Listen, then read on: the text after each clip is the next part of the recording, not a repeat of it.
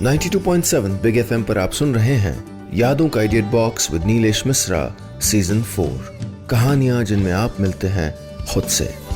और मैं आपको सुनाने जा रहा हूं अपनी लिखी हुई कहानी 3 दहलीजें।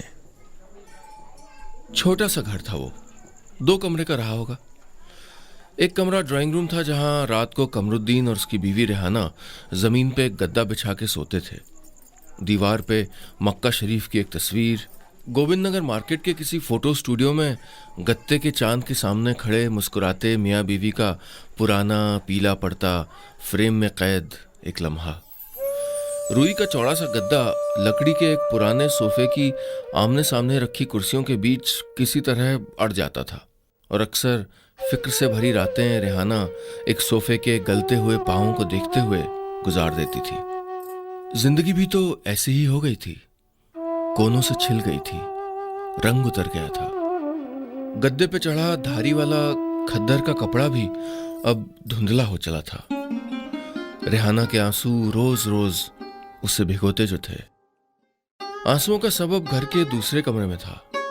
बाहर वाले कमरे से थोड़ा छोटा था, लेकिन कमरुद्दीन और रेहाना की जिंदगी बसती थी यहाँ। उनका 10 साल का बेटा अनवर वहां अपने बूढ़े हमेशा बीमार दादाजी के साथ सोता था। अनवर को ऐसी लाइलाज बीमारी हो गई थी कि अब न दवा न दुआ, उसे कोई नहीं बचा सकता था। अनवर का आज 11वां जन्मदिन था। डॉक्टर ने तो ये तक कह दिया था कि बच्चा 10वां जन्मदिन भी अगर देख ले तो एक करिश्मा होगा। लेकिन अल्लाह की मर्जी बीमारी की खुदगर्जी के आगे अक्सर बहुत भारी पड़ती है। एक और साल देख लिया था अनवर ने। आज रात उसके जन्मदिन पे मोहल्ले के बहुत से बच्चे अनवर से मिलने उसके घर आए थे। लोअर मिडिल क्लास के रेलवे में जूनियर क्लर्क की नौकरी करने वाले कमरुद्दीन ने अपनी हैसियत के हिसाब से एक अच्छी खासी बर्थडे पार्टी रख ली थी।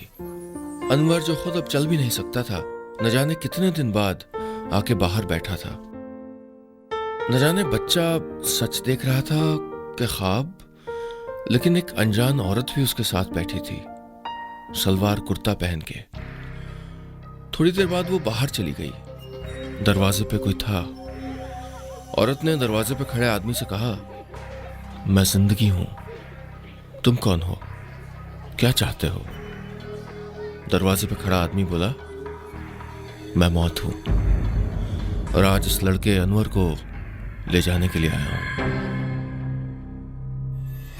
92.7 बिग एफएम पर आप सुन रहे हैं यादों का idiot box with Nilesh Mishra season 4। कहानियां जिनमें आप मिलते हैं खुद से। दोस्तों, मैं आपको सुना रहा हूं अपनी लिखी हुई कहानी 3 दहलीजें। इस कहानी में अब तक आपने सुना रेलवे क्लर्क कमरुद्दीन और उनकी पत्नी रेहाना एक छोटे से घर में रहते हैं और उनके बेटे का जन्मदिन है। लेकिन दरवाजे पे कोई आया है और कमरे में बैठी एक महिला दरवाज़ा खोलने जाती है। वो कहती है कि वो जिंदगी है और दरवाजे पे खड़ा आदमी कहता है वो मौत है, वो उस बच्चे को ले जाने आया है। अब आगे। कमरुद्दीन रेलवे क्लर्क के घर के सामने जिंदगी और मौत आमने सामने खड़े थे। मौत ने सफेद कमीज और नीली पैंट पहन रखी थी और जिंदगी ने हल्के पीले रंग का सलवार सूट। छोटे से घर के अंदर 11 साल के अनवर की बर्थडे पार्टी चल रही थी। रेहाना ने आज मालपुए बनाए थे। मालपुए अनवर को बहुत पसंद थे। ढेर सारे गुब्बारे जिन्हें फुलाते फुलाते सारी दोपहर कमरुद्दीन और रेहाना की जान निकल गई थी। अंदर हंसी ठहाका चल रहा था और यहां बाहर छोटे से अनवर के जीने और मरने का फैसला। लेकिन कमबख्त मौत ने आज का ही दिन, उसके 11वें जन्मदिन का दिन, उसे ले जाने के लिए चुना था। घर के बाहर आके खड़ी हो गई थी। मौत के चेहरे पर शिकन तक नहीं थी। जैसे लोगों की जिंदगियां लेना बस उसी तरह हो जैसे किसी पोस्ट ऑफिस में बैठ के लिफाफों पे ठप्पे लगाना, या किसी सरकारी दफ्तर की मेज पे बैठ के एक घंटी पे हाथ मारना और कहना नेक्स्ट। इसमें मौत की गलती नहीं थी। उसे ऊपर वाले ने यही जॉब प्रोफाइल सौंपा था। जिंदगी बोली, आज का दिन ही क्यों, आज जन्मदिन है उसका। आज का दिन उसे दिखाने के लिए ही तो मैं पिछले 1 साल से कितने काम छोड़ के उसके साथ बैठी हूं। हाँ, तुम ये हर बार मुझसे कहती हो, जिस मोड़ पे भी मुझसे मिलती हो। तुम्हें ऊपर वाले ने काम दिया है कि लोगों को अच्छी जिंदगी दो, और मुझे काम दिया है कि लोगों को मार दूं। तुम अपना काम करो, मैं अपना। जिंदगी बोली, अनवर को थोड़ा वक्त और दे दो ना, बच्चा है, थोड़ा सा बचपन और जी लेने दो। ये क्या बकवास है यार। मौत को गुस्सा आ गया। जब मैं उस 50 साल की औरत को ले जा रहा था जिसे कैंसर हुआ था, तब तुमने कहा था इसे अपने पोते का मुंह देख लेने दो। जब उस जवान लड़के को कार एक्सीडेंट के पास से ले जा रहा था, तो तुमने यही कहा था कि अभी अभी तो उसकी शादी हुई है। लेकिन दुनिया तुम्हारी बेवकूफी के बल पे नहीं चलती है ना। किसी को आना है तो किसी को जाना भी होगा। यही रीत है, यही दस्तूर है। सांसों की फैक्ट्री नहीं लगी है मेरे पास, गिन के बटी हैं सांसें। मौत ने एक कदम आगे रखा। अंदर अनवर की सांसें तेज चलने लगी। जिंदगी ने कहा, रुक जाओ, रुक जाओ, ठीक है, एक सौदा कर लेते हैं। मौत बोली, ठीक है, सौदा ही सही। तुम मुझे 3 जिंदगियां दोगी और मैं तुम्हें बदले में इस लड़के की जिंदगी। 92.7 बिग एफएम पर आप सुन रहे हैं यादों का idea box with Nilesh Mishra season 4, कहानियां जिनमें आप मिलते हैं खुद से। दोस्तों, मैं आपको सुना रहा हूं अपनी लिखी हुई कहानी 3 दहलीजें। इस कहानी में अब तक आपने सुना, रेलवे क्लर्क कमरुद्दीन और उनकी पत्नी रेहाना अपने छोटे से बच्चे अनवर के साथ अपने घर में रहते हैं। अनवर का आज जन्मदिन है और उसको एक ऐसी बीमारी है जो लाइलाज है। उस घर के दरवाजे पे मौत एक इंसान के रूप में खड़ी है और जिंदगी घर के अंदर है। मौत और जिंदगी बहस कर रहे हैं, जिरह कर रहे हैं, क्योंकि उन दोनों के बीच में शर्त लगी है। मौत को 3 जिंदगियां चाहिए जिनके बदले में वो अनवर की जान बख्श देगा। अब आगे। कौन सोच सकता था कि रेलवे क्लर्क कमरुद्दीन की दहलीज पे कमीज पैंट पहने खड़ी मौत और सलवार कुर्ते में जिंदगी ने पहली बार ऐसा दिल दहलाने वाला सौदा कर लिया होगा। अगर जिंदगी 3 जिंदगियां मौत को दे दे तो मौत कमरुद्दीन के बेटे अनवर की जान बख्श देगी। आप सोच रहे होंगे, अनवर को बचाने के लिए इतनी बेचैन क्यों थी जिंदगी? हजारों बच्चे तो मर जाते हैं ना हिंदुस्तान में। माँ बाप पैदा कर देते हैं पर उनको पालने की तमीज नहीं सीख पाते, या फिर कोई भयानक बीमारी उनकी गर्दन पकड़ लेती है और दवा बनाने वालों ने दवाएं इतनी महंगी कर दी होती हैं कि गला पकड़ के जान निचोड़ते मौत के फंदे को काटने के लिए जैसे हीरों से जड़ी एक तलवार की जरूरत पड़ती होगी। एक मौत और सही, लेकिन नहीं। जिंदगी ने आज फैसला कर लिया था कि ये बच्चा अनवर, ये जिंदगी का जरा सा टुकड़ा अनवर, ये एक इम्तिहान था उसके लिए। इसे मरने नहीं देना था, क्योंकि जिंदगी अपनी फाइलों, अपने हिसाब किताब, अपने बजट, टारगेट, डेडलाइंस के चक्कर में, बीमारी में, गम में, बम के धमाकों की गूंज में, गरीबी में लिपटी इस दुनिया को अक्सर ये याद दिलाना भूल जाती थी कि वो है। 11 साल के अनवर को डॉक्टरों ने जवाब दे दिया था, लेकिन जिंदगी ने जवाब नहीं दिया था। जिंदगी और मौत दोनों एक ऑटो रिक्शा में बैठे और कमरुद्दीन रेलवे क्लर्क के घर से याद शहर की सड़कों पर चल निकले।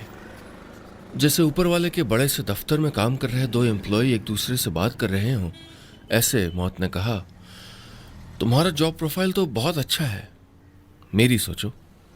जान लेना आसान काम थोड़े होता है। कितने लोगों को गम देना पड़ता है। रातों को अक्सर सो नहीं पाता हूं मैं। जिंदगी ऑटो के बाहर रफ्तार से भागते शहर को खामोशी से देख रही थी। बोली, नहीं, तुम्हारा काम तो बहुत आसान है। 1 सेकंड में खेल खत्म, तकलीफ खत्म। मुझको देखो, लोगों को जिंदगी देके कैसे जानबूझ के दुनिया के अंधे कुएं में ढकेल देती हूं।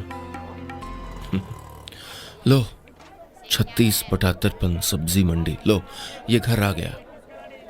अनवर की जान के बदले पहली जिंदगी इसी घर से दूंगी तुमको।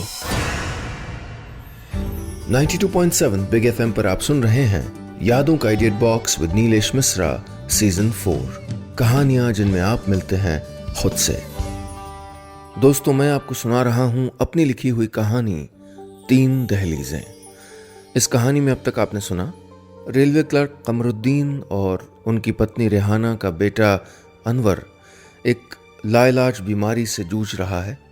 आज उसका जन्मदिन है, लेकिन मौत दरवाजे पे है।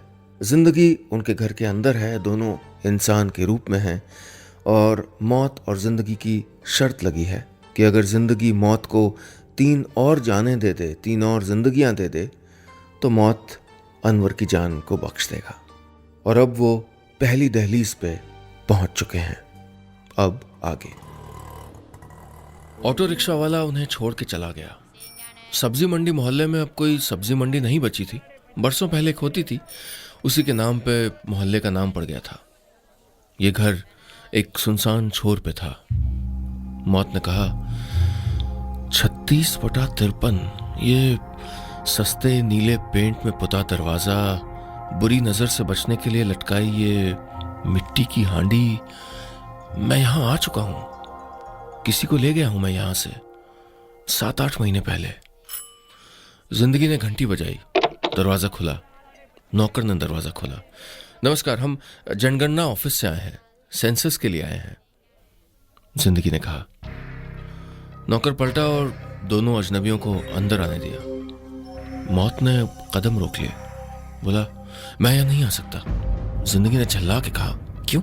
शर्त के मुताबिक यह फैसला मुझको करना है कि बच्चे को बचाने के बदले कौन सी 3 जिंदगियां तुमको मैं दूं।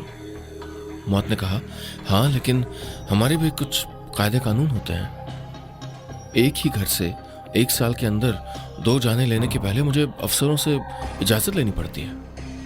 अगर तुम्हें अपनी ही करनी है तो मैं चला, मुझको वही बच्चा चाहिए। याद शहर के एक और हिस्से में रेलवे क्लर्क कमरुद्दीन और उसकी बीवी रेहाना के घर में उनका बेटा अनवर छटपटाने लगा। इधर सब्जी मंडी में जिंदगी ने कहा, तुम्हें गलत फहमी हुई है, 10 मिनट बैठ तो लो। दोनों अंदर सोफे पे बैठ गए। पीछे से एक आदमी निकला, कमीज और लुंगी पहने था।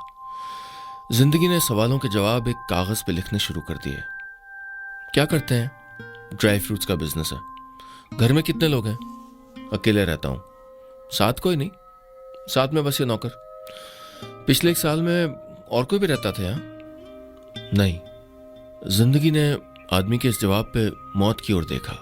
मौत ने कंधे उचकाए, जैसे कह रहा हो कि हाँ, हो सकता है मुझे कंफ्यूजन हो गया हो। जिंदगी ने फिर पूछा, आप यकीन से कह सकते हैं कि यहाँ पिछले 1 साल में और कोई नहीं रहता था? वो आदमी बौखला गया। क्या बकवास है ये? जिंदगी ने उस आदमी की आंखों में देखा और कहा, 8 महीने पहले जब तुमने अपनी नौकरानी के साथ बलात्कार किया था, तो 16 साल की लड़की ने दुनिया से बचने के लिए जहर खा के वहां उस सोफे के पास जान दी थी। फिर जिंदगी मौत की ओर पलट के बोली, तुम सही थे, लेकिन तुम्हारा कायदा यहां काम नहीं करेगा। वो लड़की किसी और घर की थी, वो घर उजड़ गया। अब तुम इस आदमी का घर उजाड़ सकते हो। 92.7 बिग एफएम पर आप सुन रहे हैं यादों का idiot box with Nilesh Mishra season 4, कहानियां जिनमें आप मिलते हैं खुद से। दोस्तों, मैं आपको सुना रहा हूं अपनी लिखी हुई कहानी 3 दहलीजें।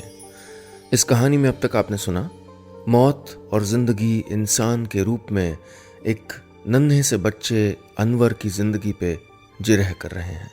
असल में किस्मत के हिसाब से उसकी जिंदगी बस इतनी ही लिखी थी, लेकिन जिंदगी उसकी जान को बचाने की कोशिश कर रही है। और मौत ने कहा है कि अगर वो 3 और जानें दे दे तो अनवर की जान बच सकती है। एक इंसान की जान मौत ले चुका है। अब आगे। मौत और जिंदगी सब्जी मंडी से निकले। उनके पीछे 36/53 नंबर के मकान में एक आदमी अचानक आए दिल के दौरे के बाद जमीन पर लुढ़का पड़ा था, बेजान। अगर 11 साल के बच्चे अनवर की जिंदगी को बचाने के लिए जिंदगी ने मौत से ये सौदा नहीं किया होता तो शायद वो आदमी अभी 30, 40, 50 साल और जीता। लेकिन सौदा ही कुछ ऐसा था। जिंदगी और मौत की इस सौदेबाजी में कौन जानता था कि अनवर आज जिएगा या मरेगा। मौत और जिंदगी इंतजार करते हुए ऑटो रिक्शा में बैठे और जिंदगी ने ड्राइवर को नेहरू वाटिका की ओर चलने को कहा। ऑटो रिक्शा एक मकान के सामने रुका। जिंदगी ने आगे बढ़ के दरवाजा खटखटाया। 40 साल के एक आदमी ने दरवाजा खोला। जी, हम जनगणना ऑफिस से आए हैं, सेंसस के सिलसिले में, जिंदगी ने कहा। इतनी रात? वो आदमी बोला। मौत ने बीच में कहा, वो घर ज्यादा पकड़ा दिया हम लोगों को, इसलिए बस 5 मिनट लगेंगे हमें अपना काम खत्म करने में। सब अंदर बैठे। जिंदगी ने सवाल शुरू कर दिए। आदमी पढ़ा लिखा था। मैं कैमरामैन हूँ, फ्रीलांस काम करता हूँ। पहले शादियां कवर करता था, अब खबर शूट करके चैनलों को बेचता हूँ। पानी लेने अंदर गया तो मौत ने जिंदगी से पूछा, आर यू श्योर? ये तो भला आदमी लगता है, इसकी जान क्यों ले रही हो? आदमी वापस आ गया। बोला, सर गरीबों की सुसाइड पे काफी काम किया है, प्रशासन को हिला के रख दिया। जिंदगी ने सामने अलमारी पे रखी एक ट्रॉफी को देखा। बोली, हाँ आपकी वो कहानी तो बड़ी मशहूर हुई थी। एक किसान ने अपने आप को आग लगा के जान दे दी थी सरकारी दफ्तर के सामने। हाँ हाँ, आदमी बोला, बड़ी ट्रेजेडी थी वो भाई। जिंदगी ने कहा, क्या बढ़िया उकसाया था आपने उस आदमी को। जरा सा तीली लगा दो, लपट बुझ जाएगी, कैमरा पे आ जाओगे। और फिर लपटें उसे धीरे धीरे निगलने लगी। वो चीखता रहा, आपका कैमरा रोल करता रहा। वो घास पे तड़पता रहा, आपका कैमरा रोल करता रहा। कमाल की टीआरपी मिली थी उस रात उस चैनल को, जिसे आपने मौत का वीडियो बेचा था। चलिए, हम कुछ वापस करने आए हैं आपको आज। मौत। 92.7 बिग एफएम पर आप सुन रहे हैं यादों का idiot box with Nilesh Mishra, season 4। कहानियां जिनमें आप मिलते हैं खुद से। दोस्तों, मैं आपको सुना रहा हूं अपनी लिखी हुई कहानी 3 दहलीजें। इस कहानी में अब तक आपने सुना, मौत और जिंदगी एक शर्त लगा बैठे हैं एक नन्हे से बच्चे अनवर की जिंदगी को लेके। इंसान के रूप में मौत और जिंदगी एक शहर की सड़कों पे घूम रहे हैं, क्योंकि अगर जिंदगी मौत को 3 जानें दे दे तो मौत अनवर को छोड़ देगा। 2 जानें दी जा चुकी हैं, अब आगे। 2 खून अपने सर पे लिए 2 लोग ऑटो रिक्शा में शहर की सड़कों पे फिर से घूम रहे थे। उस आदमी की जान जा चुकी थी जिसने एक गरीब किसान की आत्महत्या को तमाशा बनाया था। शर्त के मुताबिक 11 साल के बच्चे अनवर को बचाने के लिए अब बस एक जान और देनी बाकी थी। ऑटो रिक्शा में बैठे बैठे जिंदगी खुश थी। वो ऑटो रिक्शा वाले को तीसरे पड़ाव की ओर चलने के लिए बताना ही चाह रही थी कि मौत ने कहा, तुम एक चीज भूल रही हो। मेरे कायदे के हिसाब से मुझे अगर एक घर से जान लेने के लिए भेजा गया है तो मुझे उस घर से एक जान जरूर लेनी पड़ेगी। क्या? जिंदगी बदहवास होकर बोली, ये तुम मुझे अब बता रहे हो? मौत ने कहा, आई एम सॉरी, लेकिन तुम इतने दिनों से काम कर रही हो, तुम्हें तो ये पता होना चाहिए।